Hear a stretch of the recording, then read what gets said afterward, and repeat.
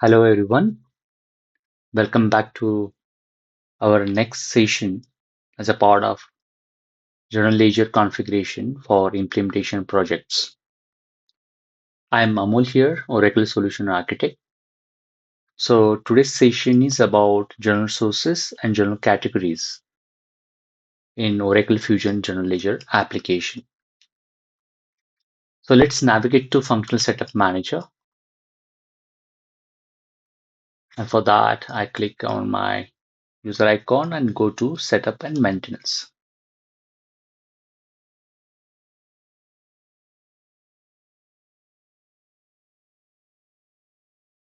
Yeah, and here I ensure that financial is selected because GL falls under financial product family, and here is general ledger.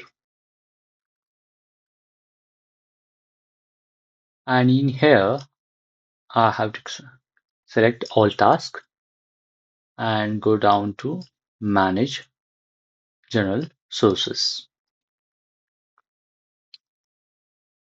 So instead of creating one, I just click on the one which already there in the system. Here, a HC billing, HC billing as a source key, description, then freeze, then general date rule, import journal reference, require journal approval, require manual journal entry approval, import using key, and the last option is limit journal to single currency. So as a part of creation of journal source through manage journal source, why these sources are created as a part of implementation? What are the significance of each and every setup which you see here on the screen, right? So General ledger is a single source of truth of all the transactions which are coming into GL. Okay. Because that's where we finalize our balance sheet. That's where we finalize our profit and loss statement. That's where we, based on those report, we report to government. We pay taxes, file returns, right? Even to report management, right? So why do we create general sources? Because wherever journal comes from specific source to general ledger, the system should know how to handle them. So what does it mean by handling? Okay. So think of it like giving a different entry gates into Oracle General Ledger with a different securities, rules, or maybe criterias. So all these options you choose will define the criteria to import those transaction either from Oracle system, Subledger level transaction, or maybe non-Oracle system. So when any journal comes into GL, the finance and accounting team wants to know what, where did this journal entry come from? What is the source of this entry? Can it be edited? Which accounting period it belongs to? Should the supporting information of that source transaction have some additional information? Maybe for reconciliation purpose or maybe reporting purpose. Does any transaction which is coming into GL need any approval? Does any subledger level manual transaction should need approval? And by setting this source, it also uniquely identifies from where the journal is imported. Okay. And also decides, can multiple currency be together in one journal entry? Okay. So let's understand each and every option in more detail. So first is name. So why do we give a name? So to uniquely identify that transaction from where it is coming. So here AHC billing is one of the source. Likewise, asset is one of the source. So asset is coming from asset module, and the source key is assets, and Oracle Fusion Asset Subledger. It's one of the Subledger application of Oracle. So it is coming from that source. So the name from where it is coming from. Okay, that's the idea. Now, source. So who created it and what created that entry into system? Like I said, there could be different sources: payable, receivable, payroll, right? Manually entered journal entries, or maybe Excel uploaded journal entries may have a spreadsheet as a source, right? So basically, the source helps system know how to process, validate, approve, and audit all the journals. Okay. Then what is a source key in that case? So here for asset, it is a assets. For HC billing, which is non-Oracle system, for the source keys HC billing. Likewise, for every allocation, it's allocation. For each source has its name, okay, and it has a source, right? So what does it mean? Source key is a system's unique identifier. So what is that then? Uh, think of it like unique number source, okay, for source transaction, which can have the source as a payable and the source key as also payable. Okay, for a different system, it could be different name and source key. Now, description, third level of information, AHC billing. And now for asset, Oracle Fusion Asset Subledger. So this transaction, additional information of this source. So where this transaction is coming from, right?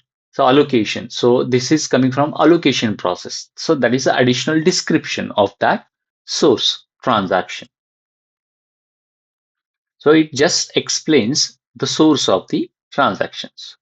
So it helps everyone understand the purpose of the source. Now, next option, freeze journals. So it has either you can freeze yes, you can say freeze no, and then there is third option in between, partial allow import correction only. So what does it mean? One by one. Say for example, accounting department has imported journals from payroll system. Okay, for example, for salary related, monthly uh, salary payments entry. And now, when it is imported from payroll to GL, do you need to make any changes to that? No, salary is already processed. All the data is correct, and you are not supposed to change anything which has already been closed and reconciled by payroll. So everything looks correct, and management says, business policy says, statutory requirement says, nobody can change or nobody should change these journals. Keep them as is. So in that case, you are going to choose option of S. So all the journals which are coming from the specific category, for example, I just mentioned the payroll, then it must be freeze. So nobody can manually go and change anything out. So nobody can change the lines, nobody can change the amounts or edit any description of those sources where I have said yes, means it has been frozen. And why it is useful, like I mentioned, it prevents any accidental changes, also helps maintain the audit trail and compliances, and safeguard the system generated journal entries, means whatever is being created in that source system remain and comes as is into GL. Okay, so when you say yes, it is like that. If you say no, it is exactly opposite of it. Means you have a privilege to do certain changes according to your business policies. Okay, means source system may have different data showcasing there, and you may have different data here because you are making certain changes. It is not phrased, but it is within a framework of your business policies. your management policies, your statutory requirements. And now third option is partial allow import correction only. So what does it do? It prevents direct manual edits to imported journals through user interface. Okay. However, it still permits correction of that specific journal entry in import correction spreadsheet. So mostly it happens for spreadsheet related import. So if you make that correction in that spreadsheet itself during that import, then it's allowed. Means during the import, if you encounter any error which is not acceptable or in acceptable format of Oracle tables, then you can tweak and twist a little bit here and there. Okay, then that is acceptable, and that allows only for that specific source for which you have enabled. Okay. Now, fourth option is about accounting date. So accounting date also has one, two, and three options. Okay. So basically, this allows us to decide which accounting date should be used when importing journals. So accounting date decide which accounting period, which date, which month, which financial year. So there are three options. Now, roll date. Roll date means it automatically moves the accounting date of the imported journals to the first valid open date of the available open period. If there is no prior valid business day or period within that same period, the effective date is rolled forward, means next. Okay, I repeat again, roll date is automatically moves the accounting date of the imported journals to first valid open date of available open period. If there is no prior valid business day within the same period, the effective date is rolled forward, means it go to next. That's a use of roll date. Now, what is a leave alone? So leave alone is used to import and keep the original date on the journal lines, regardless of effective date. Means whatever is coming from the source system, it will be kept as is. No changes, nothing. And last piece, fail. So basically, it's a mechanism to reject the journal input process for that specific record and flagging it as an error because the target period is either closed in GL or it is invalid in GL. Okay. So in that case, it will be triggered as a failed import for those transactions or those journal entries. So different companies follows different accounting date and policies according to management and statutory requirements. So as per your client needs, you can choose which one is applicable for them. And why it is important? Because having a wrong accounting date means inaccurate financial records, in turn, wrong tax reporting, and wrong period end balances. So it's important that accounting is done at the right time, at the right day and date. Obviously, day doesn't matter, but the date is most important. Import journal references. Next option is import journal references. What does it do? So when journals comes from non-Oracle system, Oracle GL also can bring some additional information along with it. So instead of just importing only key transactional information, it can also import additional information like maybe if it is coming from payroll, just first and last name of the employee, okay, payroll number. If it is coming from payables for invoice, so maybe purchase order number, right? For references, because it becomes easier for auditing, right? And the references are easily available instead of drilling down to each subledger and non-Oracle system and finding the information. And that's a use of the journal references. So you will choose whichever source and category you want to import references, you can import it accordingly. Now, next option is, I will just check here, require journal approval. So what does it do? Certain journal needs your manager or supervisor's approval before posting it. So this option decide whether approval is mandatory for that specific journal entry and that source. Like, uh, entries below $1,000, above $1,000, between 1,000 to 5,000, 5,000 to 10,000. You may have different hierarchy and approval matrix. That setup is different, okay? But here it will just trigger you to whether it should be under the mechanism of approval or not. But there is a separate setup you have to do for creating the approval hierarchy. Okay. But here you just decide whether that source and those entries should come through approval or not. And now next option is the require manual subledger entry approval. Now this option is slightly different. It only applies when user manually enter transaction in Subledger. Means this entry is happening at Subledger level manually. Okay. So instead of entering journal directly into GL, that adjustment is happening at Subledger level. Okay. For example, accounting team or that payable team manually enters an adjustment inside payable application at Subledger level. Maybe supplier adjustment, for example.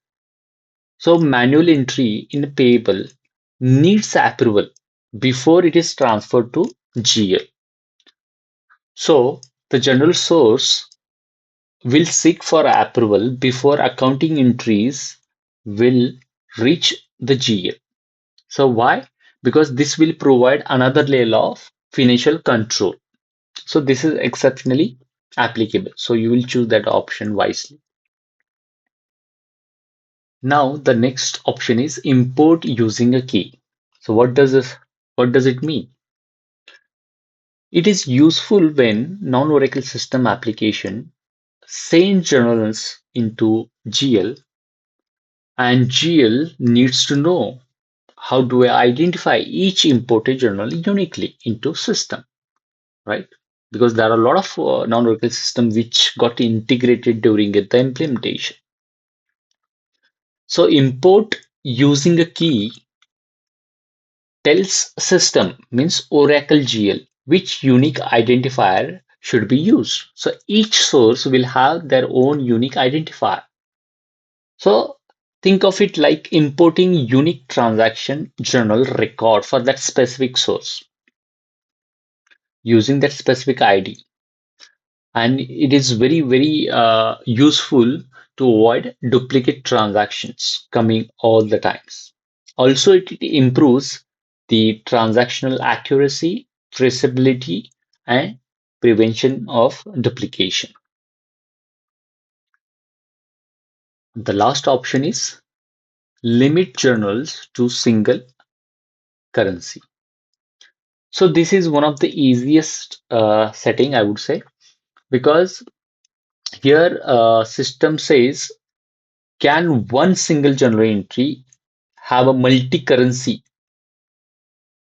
within the same journal entry? Means there is one journal entry which can have US dollar as a one journal line, pound as another line, Japanese yen as another line.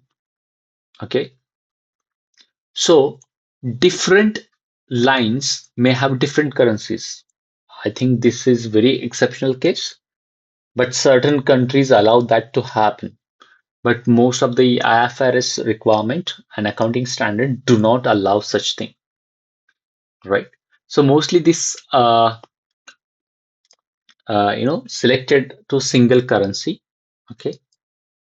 And when you check this option, which means only one currency is allowed within one journal, okay?